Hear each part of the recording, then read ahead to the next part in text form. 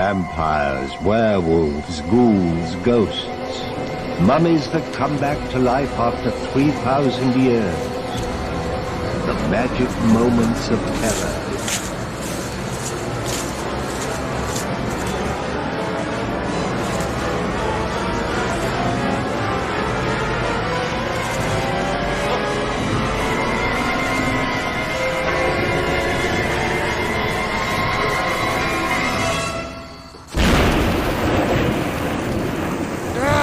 Stupid fleshies! They buried me again! Ugh. Can't believe this.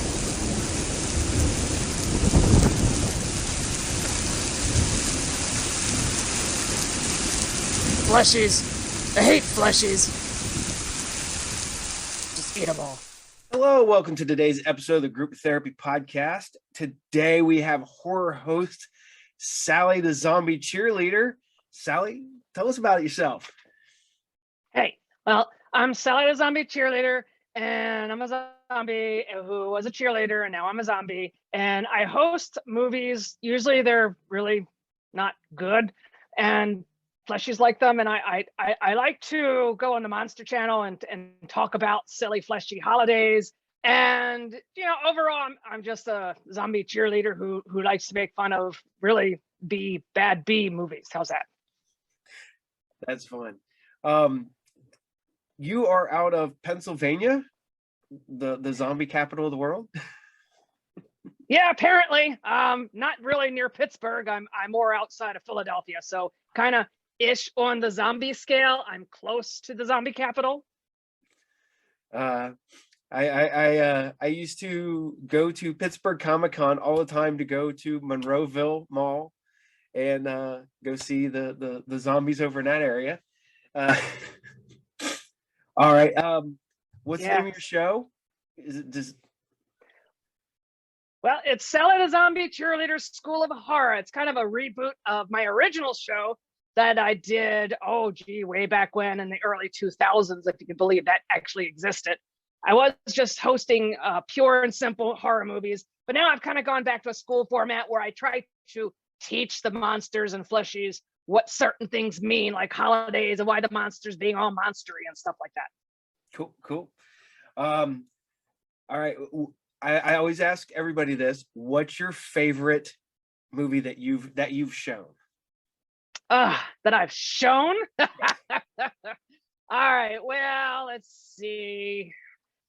That's a hard one. I mean, I guess one I did recently was Screaming Skull. I mean, that's just absolutely hilarious. I mean, it's a great horror movie. Everyone should watch it. Highly recommend it. Children Shouldn't Play with Dead Things. That's another one that's really fun. They're just groovy movies. If it's public domain, I'm allowed to show it. It's not a big, a large selection, unfortunately. Yeah, it's I was talking with another horror host, and we're like, because all horror hosts a lot of them have showed the same movies, and I was like, because unfortunately that's gotten a lot smaller over the years on what you can air. So yeah, yep. It's like everybody does. Like Boggy Creek was one that everyone showed, and then all of a sudden it went away from the public domain. And I love Boggy Creek, and now you can't show it. Boggy Creek's one of my favorites. I probably have Boggy Creek. Was it Return to Boggy Creek? I've even got like the ones that came later that have nothing to do with any of that. I've like Boggy Creek, the Boggy Creek collection, all this stuff, and I'm like, I own it. Then a friend of mine is in, and another friend of mine directed the Boggy Creek TV show that was on Amazon Prime. So, oh wow, yeah. And fun fact, I actually hosted it years ago on, we'll call it ZooTube, and I did it for Groundhog's Day, and recently they blocked it, even though it's been on ZooTube for over 10 years. So yeah, that's the way it goes sometimes. See, that's what blows my mind about YouTube sometimes. They'll leave stuff up, and then suddenly, like, it's on there, it's on YouTube, you have it, but if I were to use it, no, you cannot use it. Exactly. All right. Now, how long have you been a horror hostess? Oh, well, that's a hard one to pinpoint because this is probably my third or fourth generation zombie cheerleader outfit. The original one was actually bought at a dollar store by a good friend of mine, Jane Considine, many years ago, probably back in 2003. And it was an old Halloween costume, and it was probably a dollar. So I got it and I wore it around for a little while, but it was made of felt. I actually still do have it. It's just not safe to wear anymore because it's just, it's felt. It's about, I don't know, gnat's hair thin. Yeah. So about 2003, I started making shows around 2005, which was the original Zombie Cheerleader School of Horror. And then off and on, because unfortunately I have 3 zombie kids that I was trying to get through school. So I was back and forth doing horror hosting and being a zombie mom. And then eventually the last one left, went to zombie college. And I'm now back in more or less full time doing my horror hosting because I have this thing called I almost have time. I have a lot more than I used to. Yeah, that's the big one right there, is having the time. Now, did you start on YouTube, or were you one of the ones that started out on like public access? It was public access through Virginia when I used to live in Maryland. I was born and raised in Maryland. I used to work with Monster Madhouse down there. So I went through Channel 10, and there's a couple other stations that we would go through, and we were pretty much coast to coast at one point. Now, you can see me on YouTube and Roku and other stations like it. I know the horror hosts are picking me up, and I have to get back on. There's more links where you go to public access again, that I have to start putting my shows back up. I have over 100 at this point. Cool. I had an interview with Carlos Borloff earlier, so yeah, he's a fun one to interview. I know that. he goes 100 miles an hour, and you're just like, he's like, yeah, I got this and this. This is when I met Ace Frehley, and yeah, he's going 100 miles an hour. I was just hanging on for the ride. Hang on for dear life. Yep. Oh man, he was 100 mile an hour all over his warehouse / studio, and I was, like I said, I was hanging in there, but it was a good ride. So I got a lair, so you can see some of it here. That's where I'm at currently, in my lair. No heat lair. No heat, because it's built in 1888. No heat stone lair. Yeah. I know people are like, why are you so poofy? Well, let's see. If it's filmed between January and March, I have what's called layers, because I'm wearing a dress and it's stone and cement. And it's cold. And plus I have to turn the heat off because the machine's right behind me. So unless you want to hear, now there's no heat in the house and it's already cold. So layers. That's what I got to do. Every time, because there's the heater right there, and it heats this little area, because mine is the basement of the house. And when I interview, go turn it off. So if not, you just hear the brrr through the whole entire episode. Exactly. Now I asked this to everybody. Did you have any people that you looked up to? I mean, it was Elvira or Zachary or anything like that. Well, mine was more, since I'm more south of the border, as it were. Mine's Count Gordeval. I love Zachary. I was pretty good friends with him until he passed a few years ago. I've met with him a few times. He absolutely loved my character. He thought it was the best thing in the world. It was great. I miss him dearly. Count Gordeval is currently sunning himself as a vampire should in Florida. So I worked with him a bunch of times, and I already told him if I ever relocate down there, I'll be working with him again. He was what I grew up with as a child. I thought he was a fantastic horror host. I did know of Zachary. I did watch a little bit of Elvira later. I think she was pushing it towards what the 80s, mid 80s, 90s kind of era. Count Gore was 70s when I was a little zombie child thing, whatever you want to call it. I don't want to talk too much about when I was around, because then they go, she's what old? So anyway, yeah, he was my, I would say, almost like a mentor. I still talk to him to this day. He's a good guy. Yeah. See, I grew up with horror hosts, and our horror host locally was Dr. Creep. And Dr. Creep was I ended up becoming like, I wouldn't say friends, but pretty good acquaintances with him, because his producer was the producer on my old show when it was public access, and we just sort of met through that, and that was pretty cool for me, because I grew up on shock theater like a lot of people, and when you kind of get to meet these people, you're like, oh, that's Dr. Creep, or Yeah. the what I really like now is that there is just a huge influx of horror hosts all over the United States.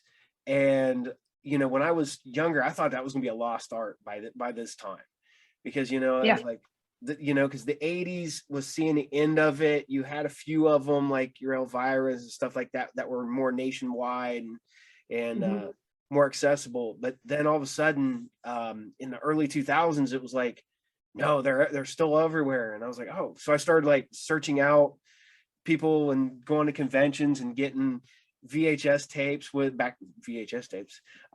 When you have to tell me how old I am.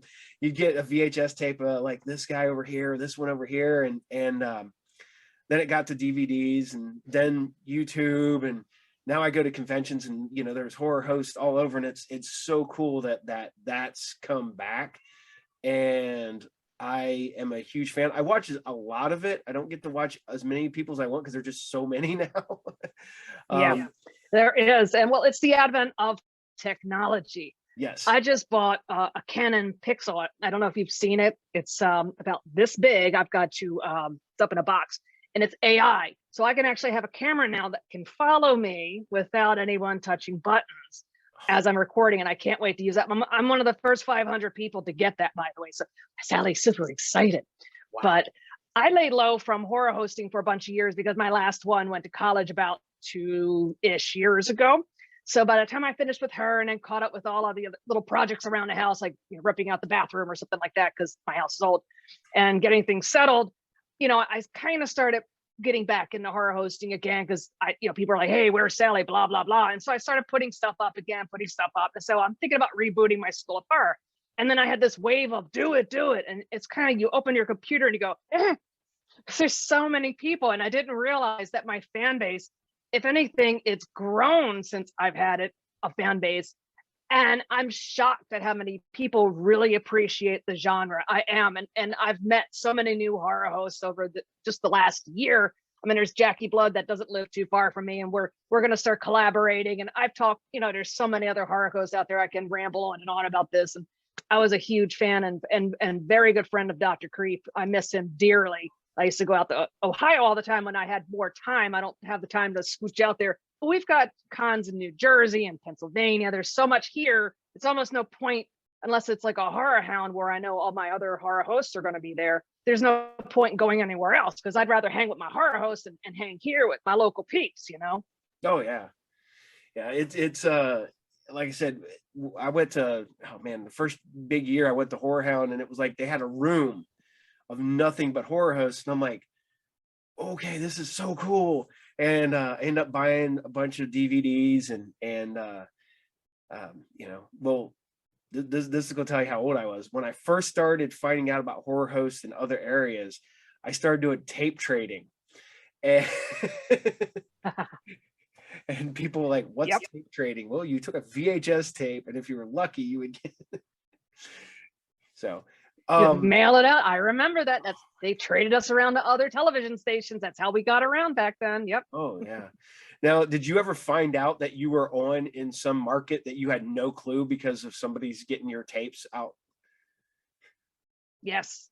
There are places in California and in the Midwest. I'm like, I'm where? But now it's at your fingertips. There's actually a conglomeration of public access where you can upload your shows, and then any public access can get your show now. And I have to, that was passed along to me, and I have to start uploading to that. So now I can get back coast to coast again. But yeah, I'll have another horror host that might be in Texas or California or something going, yeah, we showed your show. How's that? Are you okay with that? I'm like, yeah, fine. I don't care. But if I'm on Roku, I'm all over the place anyway. So yeah, you're on the Monster Channel, which I love, because I own a comic book store, and there's days where I just put on the Monster Channel and let it run on the TV behind me. And because especially some of the younger guys, and I say kids, I mean they're in their 20s and 30s and stuff, and they're like, they have never witnessed the horror host, and now these guys are like, that's pretty cool. Did they come in? I was like, yeah. It was like, they'll talk about the movies or the actors and stuff like that. They'll just have little bits and skits and whatnot. And then I'm not gonna lie, I have a little bit of ego, and so I show my own show at my show. Of course. But yeah, I mean, I just spent the last weekend, actually yesterday, spending Bone Jangler's birthday was a couple days ago. So we had kind of like a birthday celebration on the Monster Channel. So I pretty much lived in the chat room Friday and Saturday because it was just, it's fun. And I know everyone there, and I've known everyone there for good grief over almost 20 years now. So it's a big family. We all know each other. We all love each other, respect each other. So yeah, that's really cool. Okay. Here's the two things I've asked of all the horror hosts. Money's no object. What movie are you getting to air? Let's see. I actually tried to think about that one. If I actually had to pay for a movie to show, I don't want to go for the obvious one, so I'll go for one that might be a slight controversy. So I'd have to say Halloween 3, Season of the Witch. Why not? Because everyone says it has nothing to do with Halloween. Yes, it does. It's part of, they wanted it to be an anthology, has a lot to do with Sam Hain. So, and you see that they tried to link Michael with Sam Hamm. Is it Hamm? I'm sorry, Sam Hamm. Halloween. So they try to Sam link Hain, or Sam Hamm. Yep, yeah. It depends on how you pronounce it. Yep. But there's the direct links are there of the witches, and then they talk about it again where they say he was born on a stone table or some kind of cult sacrifice. So no, it has everything to do with Halloween. So it's just to irk fleshies out there and people on one side or the other. Well, me and my friends realized with Halloween Kills is now the new season of the witch, because it goes Halloween 1 and then Halloween 2018 and Halloween Kills, which would be the third one, and there's all the silver shamrock masks and stuff like that. And now you have the conspiracy theory people going at that silver shamrock's masks were the mask that Michael wore, and then the pullover mask, and that's what made Michael was because it was an early attempt. Was a prototype. Now Yes. remember, they claimed that they had a portal that they could travel through. So it could have been very likely that they traveled back to that time, happened to drop a mask, maybe more than one mask, we don't know, because it's a mask. And he goes nuts, and there's no explanation for it. He's dark, he's cast. That was a prototype, and that was, I think that theory started somewhere in 2020 or something like that. It's a brand new fan theory, and I'm all for it. I'm like, yes, Halloween 3 matters. Yes. And I have a huge soft spot in my heart for that movie. And it's funny because every year at Halloween time, I put on Halloween movies, horror movies and stuff like that at the shop. And that's one I air every year, and it's literally on the TV behind me. And people are like, "What? I don't like that when everyone's no." I'm like, "Did you ever watch it? Watch it as Did you ever watch it? Movie?" Yes, because it didn't have Michael Myers. Fans were confused because they loved Michael Myers. So when Halloween 3 came out, their expectations were that Michael would be there. So people weren't necessarily pissed because they didn't like the movie. They were pissed because it didn't have Michael. And that's a difference between the movie is actually well written. There's a good story and plot there. But because it didn't have Michael, people wrote it off. They didn't care. But the cult following since then, it's only taken, a couple of decades for people to actually watch the film and go, this is good. It's not just that happy. It's actually good. There's plot and good actors there. Wow, who knew? Oh, and I tell you what, that has one of the deaths in that movie that makes my head hurt, is where that guy grabs that guy and breaks that right there. And I was like, every time I watch that, I've watched this movie 50 times. That makes my head hurt every time. That's right. And towards the early part on the hospital wall, what's written on the wall? Think about it. Michael wasn't no. Oh God. Begins with S. What? It begins with S. It's actually very early on a film. I don't think a lot of people catch. They actually write Sam Hyam on the wall. It's Yeah. actually written. Go back and look at it if you remember. It's early on. There's instantly the connection with the witches and Halloween and the original pagan rites, which you get through the other Halloween movies we don't necessarily talk about, that do reference it, and where Michael came from. He was the spawn, and where they took it to weird angles and all that stuff. So yeah, it's what Thorn, all that fun stuff. yeah. It's all related. It's all I know. We don't talk about that. So No matter what happens with Halloween, at least Halloween sort of has a continuity compared to like Texas Chainsaw Massacre. Yeah, I mean, they bounced right back to the original 1974, and I appreciate that. I like the continuation, but it does it's a little scattered, as it were. I do like Leatherface. I do love Texas Chainsaw Massacre. I have to admit it. I'm a fan of the original. I've seen the new one. I like it. I have not watched that yet. It's a good character and a good franchise, but they go where they go. You know how it is. I'm a big fan, and it's funny because my 22-year-old son loves Chainsaw 2, the original, the dark comedy, and we still will laugh and it just oh my god, and to know full well that there is a Chop Top movie, a full finished movie that we will never see, is just hurts my heart that we do not get that. That's sad. Yeah, but it's hard. I mean, I love Leatherface. I love the character. I like how it's evolving. If they do a continuation of where they're going right now, I would find it very fascinating. I follow it. I'm a sucker. What can I say? Oh yeah, I own them all. I even back in the day, I even got my bootleg of 4 because it wasn't available in America. So I got a bootleg, like a Japanese Laserdisc rip or something like that is what I ended up with. Yeah. It's painful to watch, but it's also hilarious to watch. Just Matthew McConaughey all over everywhere. Yeah. Okay, the second part of my question. Money's no object. You can get any guest you want on your show. Who are you getting? Oh, good golly. I don't know. I mean, there are some people I'd love to say, hey, do Elvira, but Elvira probably wouldn't want to do that. So maybe I would probably go for an actor. Oh, good grief. But some of them are dead, so it's hard. That's the problem. Well, I've had people go Gunnar Hanson, but it's like I invoked him last night. I'm like, I forgot he died. Oh god.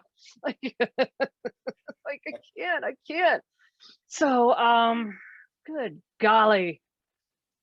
But that's a hard one. That really is. I'd have to ponder that one for a while, because there's so many. Like I said, most of the ones that would come right to my mouth are unfortunately dead. So like Bela or something. Yeah. So it's a hard one. I think the last one I did, one of the last ones, their answer was, they're like, money's no object, time's no object, whatever. And they're like, if I could get anybody, Vincent Price, I would love to Vincent Price if he was still on. See, that's what I would probably knee jerk say Vincent Price as well. It would be that or Bela or Boris Karloff. And again, it's like, yeah, if we could reanimate these creatures, that's where I would go, unfortunately, because I would talk Vincent Price's ear off. No problem. You talk about Gunnar Hanson. When I did this show years ago, it started as a public access show, and one of my last interviews I did before my show I moved and was out of that area, was Gunnar Hanson. And oh my god, such a nice guy. It's so funny to see him as Leatherface and see him in all these horror movies and stuff, and then he's just this like big grandpa that just is so super friendly. You're just like, man. I even asked him. I know, and I've met him, and I have his autograph, and I've talked to him before, and he's super sweet. Oh my god, hello. I was like, oh. Well, it was one of the ones where you were just like, how did somebody decide that because he's I don't think he's just a big guy, and he's just, I was like, but you don't have a you don't even seem like you have an angry bone in your body. It's the mask. I'm telling you, he fit the bill. He was agile. He was fit. He was a very big guy. And you put that mask on, and I'm telling you, you get into the moment, you become that character, and you're behind a mask. So it's I don't want to say it's easy, but it's this, you take on this second personality. And kind of like when you, if say putting makeup on, you become this creature. So I can easily see someone going, "Oh, I have three grandchildren." Okay, going, it's, you become the boogeyman. But it's nice. You take the boogeyman, you hang him up on a shelf, and that's it. So you don't have to be the boogeyman. No, because you always hear about these like big time actors who are like, I lived in the role, I became that person. I'm like, I've met Gunnar Hanson and Doug Bradley and Kane Hodder and all these guys, and they're just like, yeah, I'm just going to go home when I'm done. Like, yeah, Tony Todd's like, yeah, it's a thing. It's and see, that's one thing I miss is since horror conventions have gotten a lot more like tied down, and especially any conventions. I've been doing this so long that back when the day when you would just go to the hotel bar and just hang out with everybody, and those days are long gone. Yeah. Like you would go there and you see Reggie Bannister sitting down and you're like, oh, hey, can I sit here? And he'd sit there and spend 3-4 hours talking to him. I miss those days that you don't get to do that anymore. Or say a Sid Haig would do that. Oh my God. We had that was a long time ago. Me and my wife were sitting there talking to Ted Raimi forever at a convention. And he was just a blast. And he was talking about everything, not even remotely talking about family and travel and stuff, like not even really talking about movies. And we're just like, okay, cool, we'll just sit here and listen. Exactly. Oh my God. On the convention, I went way off topic. Okay. You do the local conventions and the horror hounds and stuff. Now, did you get hit hard during the lockdown and stuff like that, or did you just kind of double down on working on your other stuff? Well, everyone's talking about it. Oh, COVID changed my life. What I do for a living, I'm actually considered emergency personnel. So I never stopped working. I was going to work. The roads were empty. No one was there. And I just driving along going, I've got my note in the car. If I get pulled over, it says I'm important personnel. La, da, da, da, da, da. So yeah, I never stopped. I never stopped at all. Didn't even notice what pandemic. Didn't get. I've been very lucky that we haven't been ill. Although I think I did wind up getting Omicron when I was doing a double taping of Killer Driller and the Santa Claus special that I did, because I was not fit. My daughter came in to visit and I felt sick for a couple days afterwards, and it was really intense, but then it went away. So I'm like, I'm not sure if that's it. Maybe it's because it's mild. I'm not sure, but I don't know. So, it was okay. It was okay. Yeah. See, I got my wife was the same way. She's works in the medical field, so she never once stopped. I technically own my own comic book store, which they shut me down. I wasn't allowed to be open, but literally I'm in there on, packing up stuff to ship off to everybody, making deliveries. I never really stopped. But that's when I kind of doubled down and brought my show back. Because I was down, and then all of a sudden I'm like, you know what? I think I want to bring it back. Because it's just me and my kids hanging out at the house most of the day. Exactly. And because at times I'd be traveling or vacationing, I'm like, well, I'll just do some shows. So I did a bunch of little PSAs and stuff like that. So you mess with it. And then I got into it again. I'm like, oh, that's great. I'll just start going full force Sally this time. So we'll see. You ever been on vacation and just been like, okay, I'm at the beach, so Sally needs to be at the beach. And then people are like, why is there a really pale cheerleader? I would love to. My stuff just because it's a process. It's hard for me. I'd have to go somewhere and do it. It takes about a half an hour, 40 minutes to get together. But yeah, I mean, if things start rolling really hard, you'll see Sally on silly places again. We used to do it back in Virginia when I was working on Monster Bad House. We just ran all over town and did stuff. It was hilarious. Oh yeah, and oh my God, like I said, I had an interview with Carlos, and if that had to be a madhouse down there if you're connected with that, because he's 1,000 miles an hour from get-go. Yeah, it's hard to get a word in edgewise or anything in edgewise, but that's how he operates. He does his own thing down there. I'm doing my own thing up here. So, you know, every horror host has their own angle, which is great. You know, we all have our thing. Yeah. The I even doing my little thing. I have my little character that I have, and even though I'm lazy about it, so I just look like I got up in the morning. and I come out in my bathrobe and I sit down, and I used to have a box of cereal and stuff, make it look like I was watching TV. Now I don't even do that. See, some of the horror hosts, they'll just slap a little bit of stuff on, and I'll look at them and it's like, it takes me almost 40 minutes just to put the makeup on. It's like, it's not fair. And you can see it because some people just have that look, and they'll put a little black around their eyes and hi, and I'm like, oh, they're so good, and they only put black on their eyes. Or a hat and glasses. Like, yeah, I wish I could do that. It's not going to happen. Oh man. Sorry.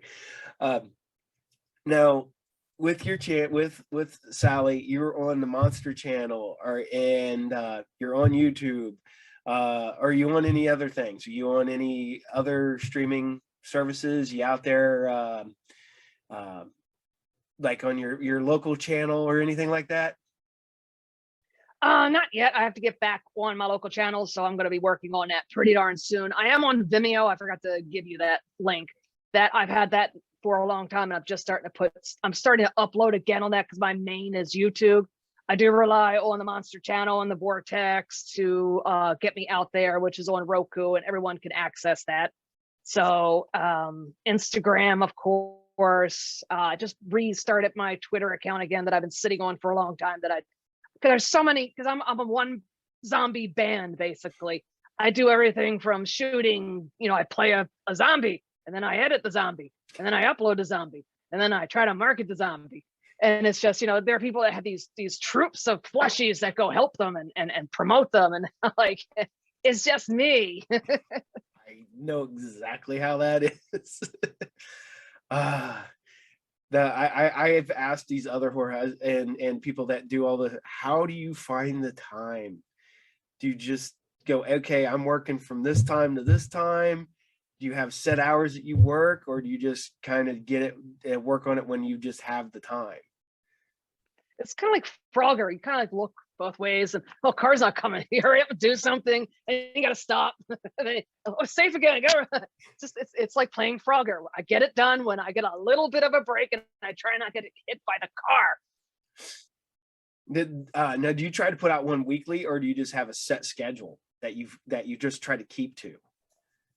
I try to do at least once a month. I'm trying to get to the point now where I'm doing 2 a month. So I'm kind of building up this. I'm actually squirreling away shows that I started filming from the summer up until now. I'm about to do 3 more. I have just in my Valentine's special. I have my St. Patrick's Day special, Easter special, and then I'm doing other ones. And at that point, if I can get these next 3 done, I'll be able to do 2 a month until, say, July. And then you do the Thanksgiving special, the Halloween special, and then the Christmas special, and all the specials. And then you go ahead and I want to start doing more like a serialized version where I take like The Veil or The Outer Limits or something like that I can access, because there's a lot of these little shows that people have not seen or not seen often that are 20, 25 minutes that you could build around and do, say, an hour special or a 45-minute special, which is great, quick little bites. Because sometimes doing a 2 to 3 hour special, it's a labor of love, but it's a lot of work. Now, you were sitting there talking about filming in advance. Do you ever just run into like, okay, I need this, and then like, oh, it's July, I'm filming a Thanksgiving episode, I don't have any access to a turkey or pumpkins or I have a big box or 2 or 3 where I keep my props. So I have a blow up turkey, and I've had real pieces of turkey before when Slow Frank visits and he does specials. But I actually have props that I'll buy new props every year. I'll buy props one of those day after specials, and you keep them, and then you have new props the following special. So there's always something floating around. My Halloween decorations are just, just the blow molds alone are ridiculous. I have so many because I collect blow molds, but I have so many props right now. It's scary. And then people give you stuff and you find stuff and it's crazy. Do you ever go out like me? I'm a garage sale guy, and I'll hit garage sales, and I'm like, oh, I need this. This will work great for what I'm, and then somebody just, you like buy something, and somebody looks at you and like, are you on TV? Are you? Mine's hard because if I take my makeup off, people will not recognize me. So I have a great Clark Kent, and I'm trying to keep that because then I can go places and no one bothers me. But I have a lot of folks going, no, you have to show who you are. I was like, okay, eventually I will. It's fine. It's not that it's scary. It's just there are times where you just want to move around and not worry about it. But if I'm in a convention and people know me, they'll start walking up to me and then it's blown. Other people are like, oh, that's you. And that's it. It's all over. Yeah. Now have you ever had like been somewhere outside of like your normal, like the conventions or whatever, and just have somebody just kind of look at you and like they're like, do I know you or something, like, because they've seen you on TV or they've seen you on YouTube and their brain's trying to put together how they know you. You ever have that happen? Yeah, and yes, and it's a stare, and it takes me a while to figure it out because it's kind of like they'll stare. I'm like, hey, and they're like, oh, okay, I want to talk. They don't necessarily say it, but you can see it clicking in their eyes. And sometimes people just stare off at me as like, how you doing? Like, do I know you? Like, you might. So you kind of mess with them, but it's just because they see this, and I don't have black hair, say for instance. So it messes with people, and I get that every now and again, and it won't be like, do I know you? It's kind of like you can see the steam coming out of their head. I had that the first time. It's happened to me relatively recently. I had a guy staring at me at Walmart. He's like, are you on YouTube? I'm like, yeah. And I was like, you post cartoons, right? And I was like, one thing, yeah, I do. And he's like, cool, keep it up. And he just walked off. I'm like, all right, thank you. It was weird that because everybody knows me from being the comic book guy or the video game guy in town and stuff like that. So everybody knows me from that. But to have somebody recognize me who doesn't know that I have the comic book store, that sell video games and stuff like that, it's weird for me. I think it's cool, but it's my kids are like, get used to it. Like I no, I don't think I'll ever get that famous, guys. So be quiet. Yeah, I know. It's just I get the occasional stare and drool. It's okay, and most of the time I'll just mess with them because sometimes the game is funner than giving the answer. It's like, do I? It's like, can I help you? Oh, man. Now I gotta go the other way. Have you had any horrible experiences with people through your show or anything like that? Like just out and out like creepy? Oh, cheerleader, zombie.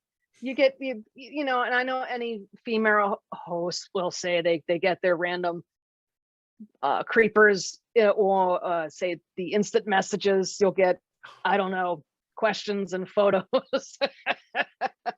We won't go down that long dark path, but yeah, there's some very interesting folks out there.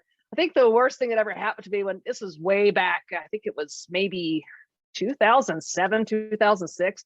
I was helping a friend that had a convention in I think it was Cleveland called Scary Camp, and that was a Ghastly Ghoul. Yep. And I was one of the camp counselors. And unfortunately, a child saw me leave my hotel room. And it happened to be that there was a whole soccer team staying at the hotel room, these little middle school brats. So he went and told his friends, and I started getting calls late at night on my phone because I was there 4 or 5 days helping with mantling and dismantling and whatever. And I had to take my phone off the hook, which wasn't good because people had to call and get a hold of me because, that was not everyone had a cell phone or a beeper or whatever. Yeah. But I had that. They would follow me around the hotel. I had this like horde of soccer brats following me around. there was at one point they tried to rush the convention, and Sid Haig actually scared the crap out of him. So he kind of stopped them because he was there to help out Gas Gold, and he was one of the guests. So he was kind of wrangling all these little soccer brats. And it's like, not a parent, there's my heat if you can hear it, not a parent was around to stop them. It was, looking back on it now, it was hilarious because you had these little 12-year-old brats chasing you, but it was so annoying. And I've never seen Sid, and he's a nice guy. He was so mad. I couldn't imagine, because that bothers me to this day, is just parents just, where's a parent? Where's an adult? Why are their children 12-year-olds, or how many it was, I can't even remember, just chasing me. It was just, where are your parents? And you'd corner them and say things to them like, ha ha ha ha. They'd laugh, and like, none of this matters. You could disappear now and there's no witnesses, so just stop. You disappear, no one would care. No. That's why your parents aren't here, or something like that. They just laugh like, oh, I'm in trouble. It was a long weekend, but it was fun. It was funny, haha. Now. Oh my God. Ghastly Ghoul was my first horror host I interviewed. Nice. Yeah, he's a cool dude. I met him through Andy Kopp, and through they used to do the Horrorama and stuff like that, and I met him through there. Yep, and, all that. Yep. Because Andy was my producer on my old show back when this was public access. So yeah, that's another person, another flesh I miss a lot, is Andy Kopp. Oh, yeah, oh, geez. Yeah, he was a hell of a guy, and he was the one I remember. I lived in Tip City here in Ohio, and the TV station was like 2 blocks away from my house. And I was sitting there one night, and Shock Theater was on, and it said, if you want to make a TV show, get a hold of. And I walked in, and there's this guy with, his feet like propped up on his desk, and he's got like stacks of movies and stuff all around him. And I'm just like, this might be one of the coolest Smoking dudes a I've cigar. Ever. It's like, this might be the coolest dudes I've ever met in my entire life. And then because of him, working on Shock Theater, I met Dr. Creep, and then another friend of mine was friends with Dr. Creep, so I kind of got to know him through those two, and it just sort of kept going. That's how I met Henrik. That's how I met just all these other people because of him. And matter of fact, I'm in his last movie. And oh wow, Henrik, the world's youngest horror host, right? Oh yeah, Henrik was so sweet. I'm actually in one of Henrik's movies, but I'm not in a horror movie. I'm in Bulldog for Christmas. I'm as a background character. So I get a message. He goes, "You want to be in a movie?" And I'm like, "Sure." He goes, "Be down here at like one Thursday afternoon. We're going to film." And I was supposed to wear like a dress shirt because I was supposed to be like in an office. And I get all the way down because it's like 40 minutes away from my house. I get all the way down and realize my shirt is still sitting on my couch at home. And so I'm just this guy with a Godzilla t-shirt on. And he's like, just stand in the background. Look. And I'm like, all right. And then I was fascinated by all the stuff going on. So I spent like another few hours while they were filming other stuff, just kind of helping out. And it was just really cool. I mean, it was experience, and I will, I may get again, but I don't know. Yeah, he's a fun guy. I've known him since he was a wee horror host. When he was all jumping around and he was all happy and running around. Oh, good grief, that was years ago.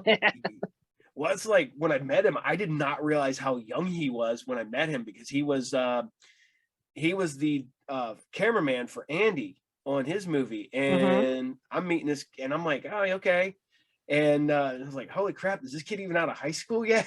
Like, I don't even know if he was at that point. But probably not. super cool kid. And matter of fact, he's the one that did the Boggy Creek, and then my friend David was the monster in there. So we it's a very our whole group is it seems like we're relatively big because we're all over everywhere, but when you start realizing it's like I'm legitimately like one person away from knowing you, and that's it. Yeah. And I think that's pretty incredible. And given the, I guess the encompassing of horror hosts and stuff like that, and my love for the genre that is horror host, I'm like, I have a, like I said, huge soft spot in my heart. I will probably, I've got my kids to watch them. I've got guys that come in my shop to watch them. I got guys who had kind of fallen out, and they're like, "Oh, these guys are still around." I'm like, "Yeah, find them here." And I'm like, I'll pull up a Monster Channel on my Roku, and I'm like, there they are. And then I'll pull up the YouTube or whatever, and start bringing up all these, like, these guys are in, Kansas. These guys are in Virginia. These guys are in Detroit. These guys are in Pennsylvania. These guys are out in. Next thing you know, they're like, "Man, thanks. That's a rabbit hole I didn't." Yep. We're everywhere. We're kind of like a rash. We're there whether you want us there or not. We're annoying and we don't quite go away. Okay. Now I gotta get back to a couple questions here. I've talked to some horror hosts because the like we talked about earlier, the public access stuff. They start trying to like creep into other stuff like your thrillers and your sci-fi stuff. And now, how do you feel about that? Do you do any of that? I do. And again, it goes back to some of the serials that they used to show back in the 30s, 40s, 50s. So The Veil is kind of one of those I've been, revisiting. And there's a couple of other ones I can't think off the top of my head right now. But yeah, I don't mind if it's sci-fi or drama or a thriller. I do. You don't have to necessarily be a purist in terms of horror hosting, but you'll see people do, Buck Rogers, or I've seen Flash Gordon. Some do Three Stooges, some do cartoons. It's all over the place. So yeah, you could be a horror host that shows cartoons. You could be a horror host that shows serials. It doesn't matter as long as you love what you love and do something special on Halloween. It's all good. Now, I've talked to some other hosts. Now, have you ever done a live Halloween episode? Oh, I did back in the day when I was with the Monster Madhouse gang. Not recently. I think the way I'm set up now, I could probably pull off one with my AI camera. So we'll see if that happens in the future. But I have a neat idea for my Halloween special, which I don't want to let out of wraps just yet. I wouldn't say no. And I know a lot of folks go on Twitch. I know Mr. Lobo goes on Twitch and does a lot of live shows, which is fantastic.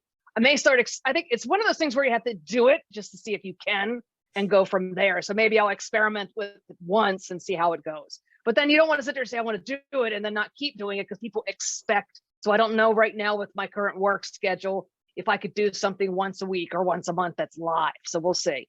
Yeah. I tried to do one live show back in the public access days, and I've tried to do one live show with this stuff, and did not work out either time for me, at least. I guess if I'd had some a crew maybe, or like you got an AI camera, that's would kick butt. Now I'm like you, I just do this all by myself. I'm a night owl, so literally I'll film stuff during the day. And then literally I'm up at like 1 o'clock in the morning, sitting on my computer, editing and doing all that fun stuff, or doing interviews, because I got some people out in California that I've done interviews for, and they're like, "Oh, can we film about 8, 9 o'clock?" And I'm like, "Yes." That's late for me. Channel 10, when we were public access in Virginia, we had a crew. We would go down to the studio, and it was almost every Friday was a live event. And it was great. You get your makeup on, you'd buy some pizza or whatever, have a little mini party. Count Gora might stop by, or Dr. Sarcophagi, and we have guests that would come over. And every Friday was live. So it's usually I don't want to say a train wreck. It was very busy because there was a lot of us on set. But it was a neat way to do live. So I'm not afraid of live. I've done it so many times. I've done shows before. I've done specials that have been in front of audiences. So it's nothing that terrifies me. Now, are your older episodes available currently, or you just have like I know some of them have a rotating, like they'll rotate one out and they'll bring another one in, they'll rotate one out, so they're you never can see like all of them all at once. I do keep them a bit. There's some on YouTube. I have to start getting them on video. I used to do that back in the day, so I have to get back in that habit again. But I'll rotate on Monster Channel where you'll usually see me. So sometimes I'll put up a vintage one. Sometimes I'll put up, and like I just did a new one, but then they'll rotate something from 10 years ago. So I try to rotate the older ones. And I have other shows that I never really uploaded anywhere that were live specials. I have a Children Shouldn't Play with Dead Things and Night of the Living Dead.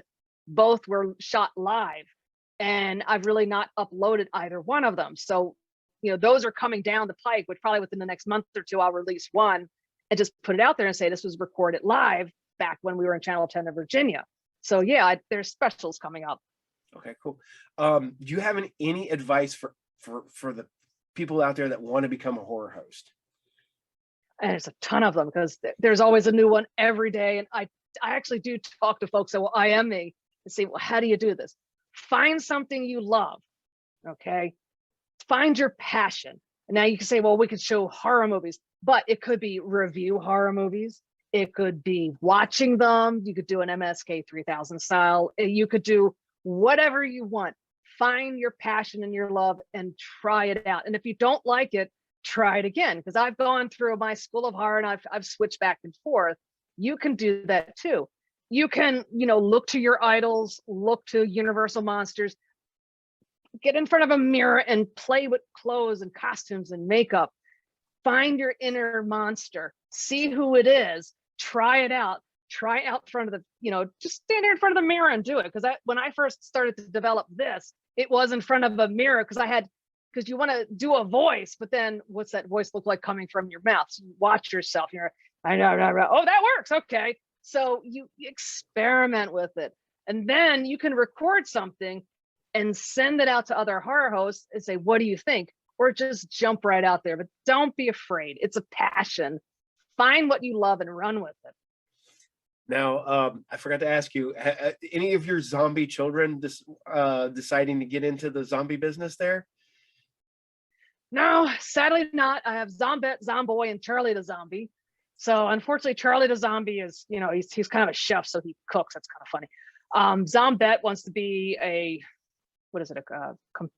electrical engineer, and Zomboy is a computer engineer. So they went all these weird fleshy ways. So unfortunately, Mama Zombie's all alone now. I'll have the cats on my show. That's about it. As you can see, mine's the wife's cat's back there. My middle son is the one I would love to have on my show because me and him would have great conversations. We'd be able to do all this stuff, and he's the one that has no desire to ever step in front of a camera. My son Brandon, he loves it. He's been on some of my earlier shows, and we're going to get back to having him on here occasionally. He loves it. Then my youngest is I have 3 adult children and 1 11-year-old, and the 11-year-old just no desire to. He's in his own little area. He does his own little thing. That's how it goes. Yep. All right. I think that might be all on the questions. Now, like I said, you've been around for a while, closing in. Are you going to do any specials? Because what it sounds like is closing in on the Sally the Zombie Cheerleader's 20 years. It is. It's getting close. So I have to look. I'm using 2005 as my official, because I think that's when my first show started. Was 2005. So it's what 2022 now. I don't know, after COVID, I can't keep track of years now. But yes, you'll probably talk to other horror hosts and see if we want to do some kind of collaboration and say, yeah, look how old Sally is. Do some sort of horror host roast. Yeah. Oh dear. Yeah, that'll be fun indeed. But it'll probably involve the Monster Channel and everyone there. And I could think of tons of horror hosts that'll love to take a poke at Sally. So hey. this has been so much fun. I really appreciate you coming on here. Is there any upcoming events you'd like to tell us about? Any upcoming events, episodes you got coming or anything like that? I threaten people with my killer driller or driller killer. I don't know why I keep forgetting how to pronounce that stupid title. It's the driller killer, blah, blah, blah. That's coming out within the next week. I do have a St. Patrick's special that's going to be coming up. And I have an Easter special that's coming up if I can finish writing the script, because that'll be taping next. And of course, all of that'll be on the Monster Channel, which either you can find on the monsterchannel.com or on Roku. And again, YouTube. And I'm going to see if I could do a kind of a live stream for Instagram, maybe Twitter. I'm still working on something that uses what's called Restream or something like that. So we'll see if Sally can get her off her butt and do live. We'll see. She's got to play with it. She's working on it. If Sally's near my age, I get confused by some of the new stuff. Well, it changes drastically. It's ridiculous. Like I had to buy another new computer. It's ridiculous. Yeah. My computer's not even that old, and it's like already way outdated. And I'm like, maybe I should buy a new one so I can edit better and stuff like this. And my wife's like, no, we'll just clean everything off and then reboot everything and maybe get another year or so out of it. I'm like, okay, maybe we'll do that. I tried that, and that's when it died. It was nice and clean, and it was a 2015.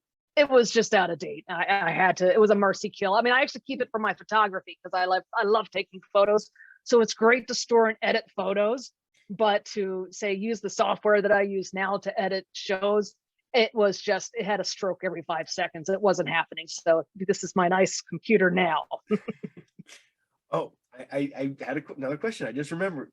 I've talked to other horror hosts. Have you ever done an episode and then, they're like, nope, that movie, you can't use that movie after you've already filmed everything and done everything? Yes, this was a while ago. I swear I found one of the Rankin Bass Christmas movies on one of the archive internet sites. And I said, oh, yeah, this is public domain. And just not. So I did this great Christmas special with Rudolph the Red-Nosed Reindeer. So it was on the .org, and it said it was public domain. Like, no, it's not really. This was probably over 10 years ago. So like, huh? What was it? I was told make it. And was it better to ask for forgiveness than ask for permission when it comes to making episodes? Because sometimes they just don't care because they're old. They're just like I do in my Saturday morning show. I do cartoons, and legitimately twice I've done 44 episodes, and twice they were like, yeah, you're not using that cartoon. Nope. And they'll just like, no, that one's demonetized. You can't make no money off of it. I'm like, I didn't make no money on it anyway, so I don't care. I get tags all the time because I'll do little cuts and shorts in there, and it's always something like, you can't monetize this one. I'm like, what? But it's getting to the point where it could be, and I've noticed this in my last special, it could be 3 seconds, and you can't monetize. And so if you try to edit it out, it messes up. And I've actually tried to edit shows, and I actually have to re-upload stuff because I've screwed it up where I'll just chop out the 2 minutes and your whole show is silent. It's like, what happened here? So I just to the point where if they ding me, but they don't block it, I'm like, whatever, it stays up. I'm not going to try to edit it out again. I put commercials, like the old school commercials from the 80s and stuff back into my shows, and I got dinged on a Play-Doh commercial. The music in a Play-Doh commercial was copyrighted. I'm like, oh. And I'm like, I looked at it, and it's literally like 28 seconds. And I'm sitting there, my brain's like, you could trim that in like no time flat. And then you have the YouTube thing that says, do you want to remove this? And I'm like, it's already up. Let's just remove it. And I removed it, and it took like 12 hours or something like that to take that out and to re-upload it. I'm like, oh, don't do that again. It's painful. And then you'll take a small section out and say, well, you can't monetize it because you got this minute in here. I'm like, but you just said it was this section. So they say another section. I've learned, it's like, no, I'm not messing with it. Whatever. You don't like it. And it's always the music. 1962, there's a chord in there, and we don't want you to have it. Like, well, it's a public domain movie. It's actually in the National Congress. This is an actual public domain movie. And then you need to fix that. I don't know. I can't answer that. I got dinged on an episode. Like I said, I just did 44 yesterday, and I got a message, and it was like episode 12 has been demonetized. I'm like, what? That's like 30 weeks ago. What the hell? And it was a jingle in a commercial that somebody. Yeah. I was like, all right, whatever. That's demonetized. I don't care. I'm not editing an episode from a year and almost a half a year ago. So, well, that was my Legend of Boggy Creek. They demonetized it. I think they actually blocked it too. And I did that. It was probably over 10 years ago. And I actually liked that. It was a good Groundhog's Day special. I really liked that one. And they just messed with it. Like, but it's been up. Do you not, I don't know, prorate it or something? Grandfather it in? I mean, come on. You would think, but I mean, and the worst part about it is, I bet you I can go to YouTube right now and go find Legend of Boggy Creek for free somewhere. It's probably on there. Yeah. So yeah, it is. It was somebody bought the rights recently and they repackaged it. That's what's happened. So I actually looked into it. Somebody about 2 or 3 or I don't know how many years ago bought the rights to it, and they're selling it on Blu-ray, and they're this is brand new, and apparently they think people are going to pay money for it. And I'm sitting there going, it's been free for years. I hope you didn't spend a lot of money on it, buddy, because I don't know if you're going to make too much. Hey, they released the Criterion Blu-ray 4K version of Night of the Living Dead. And that's been free for. Well, if you got the money to buy the rights, yeah, that's been free my entire life. Yep, that was a loophole back in the day, and of course, everybody shows Night of the Living Dead. Yep, because it was Night of the Flesh Eaters, I believe, was the original title that the copyright was under, and Night of the Living Dead was was what it was on the film. And yeah, there's all kinds of loopholes and stuff. Oh my god. Yep. Now, do you have a favorite episode you've aired? Like, maybe not the movie, but the episode you've done. Probably, let me think. It was one, wasn't Children Shouldn't Play with Dead Things. It was another one that I did that was live. I'm trying to think. My Night of the Living Dead live was really, really fun. I'm trying to think. There was an Ed Wood movie that I did that was Plan 9 from Outer Space was another live one I did back in the day. That's another one I have to re-release that's never been uploaded. That was a hoot because we had taken was it a fishing rod, and we took 2 pie plates. It was basically swinging it around, and I think Zombette and Zomboy were both on set at the time too. So the whole gang was there. And it just had this metal pie pin flicking around. At one point, someone hits it, it goes tink. Like, yeah, that's fun. That's coming soon. And I don't think anyone's really has seen that show except when it was live. And that went coast to coast. That was really fun. Now, would you go back and redo an episode that you've already done, like a movie that you've already done?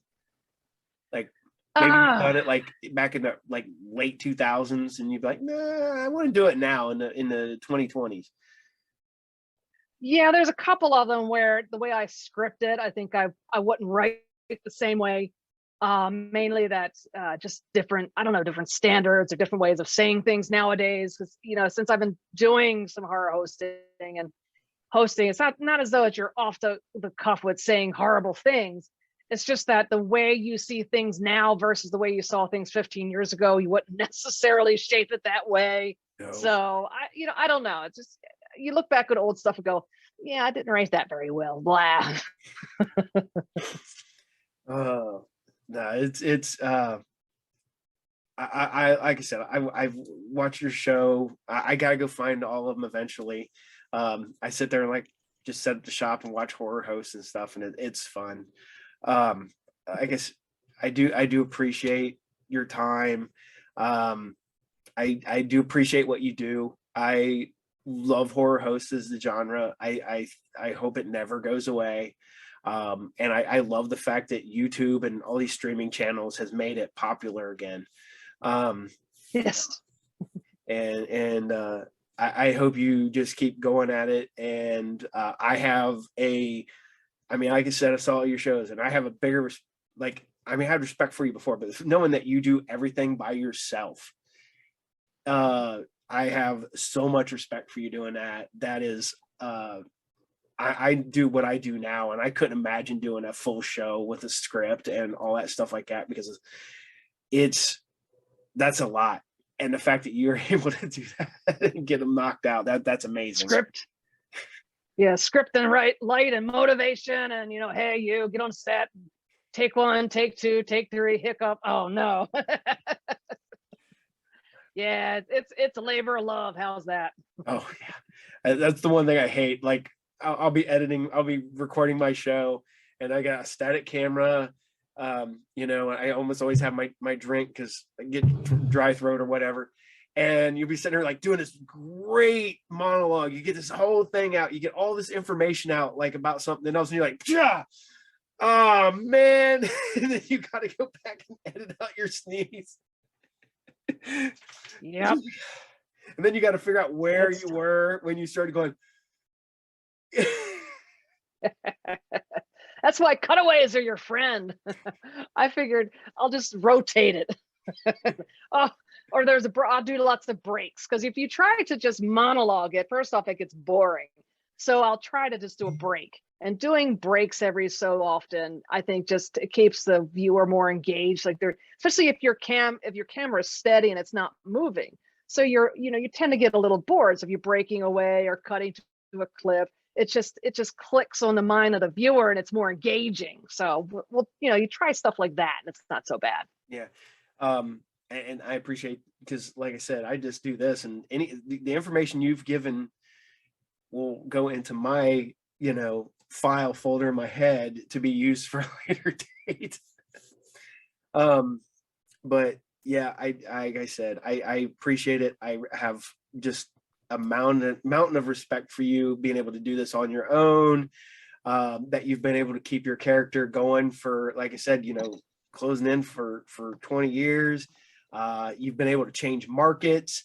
You've been able to change your and that's amazing. And like I said, I just nothing but respect for you.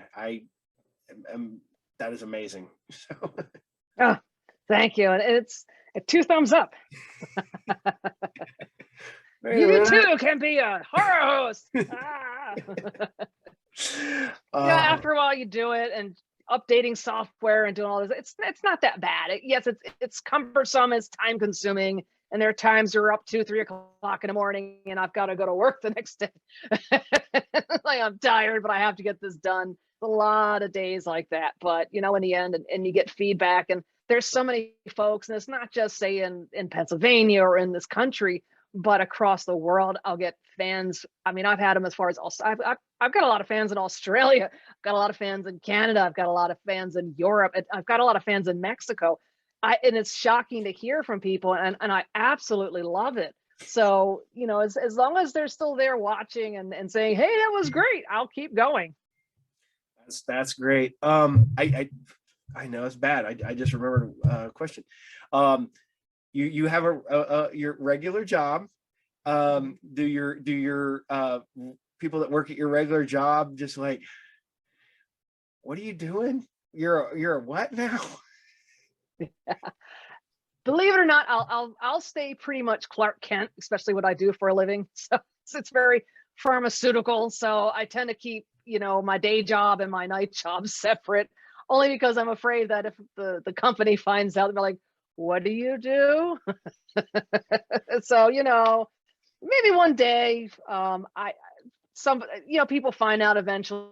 I don't care. I have enough of a fan base. It's okay. I mean, I have schoolmates I've known forever that know what I do. So whatever. Cool. All right. Well, I don't want to take up any more of your time, and I do greatly appreciate you coming on here. It's been, I've had a fun. I hope you have. It's like And I said, fantastic. the horror host genre. I hope it keeps going, and I hope you keep just crushing it like you have been. And I just want to say thank you. I mean, Ah. it's and it's like I said, especially find out you do this all by yourself for the most part. It's I've talked to other people. I'm like, I don't know how you find the time. Yep. It's terrifying. But thank you to people like you and say folks that run the Monster channel, say Halloween Jack and the Bone Jangler and all those folks that run these programs and can keep up with spreading the word and keeping us alive and hey, there's horror hosts, there's other horror hosts out there. Horror hosts are still doing it. Folks like Count Gore are still running and making shows. We're still out there. Count Gore is 100% online. He does very well. So and there's a lot of horror hosts that are 100% online. There are some horror hosts that are public access locally. There's some that are national. There's some obviously like the Elviras of the world. They're 100% national. So we're out there. We're not going anywhere, hopefully, and we always welcome more in the family. So if you're sitting there thinking, if you're aspiring to be a horror host and you're thinking about it, go ahead, try it. We'll welcome you. We'll make fun of you. You make fun of us. It's all good. We'll collaborate. It's fun. All right. Well, I appreciate it. Thank you very much. This episode will probably go up not Monday, but the next Monday after that. I'll send you all the links and stuff to it. And because I do a video version and a audio version, because I have some fans that I literally keep my Podbean account open for like 20 people. Because I got truck drivers who listen to me online. I'm like, all right, here you go. I'll keep it going. All right. Well, I greatly appreciate it. Thank you very much. I hope to talk to you again soon. Maybe I'll see you at a con coming up or something like that. Or, never know. Because like I said, we've realized that we're just like one person away from we all know the same people. Exactly. It's like Kevin Bacon. It's like the 5 levels of Kevin Bacon, the 5 levels of horror hosting. There you go. All right. The 5 degrees, whatever. 5 degrees. Yeah, 5 degrees of Kevin Bacon. So, all right. Thank you very much. And you have a good night. And thank you for hanging with me. I appreciate it. Thank you for having me on your show. Thank you so much. Thank you. Take care. Right. Well, thanks, Sally, the zombie cheerleader, for coming on today. I had a blast. Super cool horror host. I'm amazed knowing that she does this all by herself. As someone who does do this almost all by themselves, that is hard and awesome. I will post Sally's information at the end of this episode. So as always, thank you for watching the Group Therapy TV podcast. You is always sponsored by Are You Game, located at 124 North Sunset Drive, Pick, Ohio 45356. Watch me every Friday and Saturday. Watch me on Sci Fridays at 8 o'clock Eastern Standard Time, and Saturday morning serials at 8 a.m. Eastern Standard Time. And until then, I will see you guys all later. You guys have a good day, and